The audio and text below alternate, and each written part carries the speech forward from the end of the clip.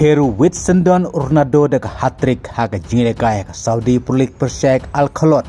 Kumtah Kiu ke Al-Nazar Syak Sauf Lai Poin kepada Ringkat Poin Bat ke Al-Ali Kuplay pi ki para jor barok ki baju sengau tenar besngap ya ki jio ha ke channel ha swaban stang ke Jinlekai ha ke Saudi Prolik mentakamit ha ke por Katway baji hapdeng ke Al-Nazar Persyak Al-Khalot ha kabaka Al-Nazar menta kadang don Sauf Poin kabaduna Lai Poin ya ke Al-Ali bat kaduna Nrupon ya ke Al-Hilal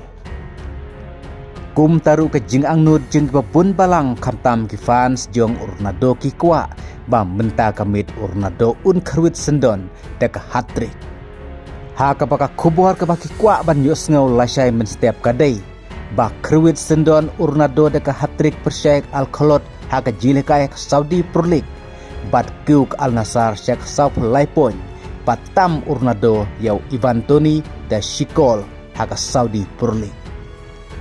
Namar Urnado mentah ke Saudi Prolik hakane ka yom yo kat nrukol bat Julin jong Al-Qadisya kat nyukol kat bau Ivan Toni jong Al-Ali kat prakol kumta shisha lada Urnado un kerwit hatrik mentah kamit un satam Shikol yau Ivan Toni jong Al-Ali kumta kane ke video kade tangkap predik ya Jinlekai mentah kamit hapdeng ke Al-Nazar Persyak Al-Khalot Lato Urnado teng embat tep kol nagap ke Al-Nazar ha ka ki fans jong Urnado ki fans jong ke Al-Nazar ki kwa ban yos ngau ya kan kubor lasai men step bak kerwit hatrik Urnado ha ka Jinlekai Persyak Al-Khalot kat ba ka Jinlekai kan de ka por Katway beje menta kamit ha ka ba ka Al-Nazar la kumno ka don kam ban job menta kamit ke Al-Khalot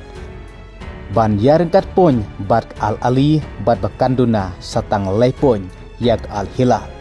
ladakan job menta kemit kamut bak Al-Nazar kalinti jongka ban yukur trofi klan nangjan ka Saudi Prolik ha kane ka ayom bat kamtam ke jingwan phai bieng sa usadio mane ha ka Al-Nazar hadin ka Africa Cup of Nation kumta ka don jingkermen menta kamit ban job yak Al-Khalot te tongan sepe ka por Katway baje Lato Urnado udang yuk peteng tep kol nem na kamtak Al-Nazar kublai sibun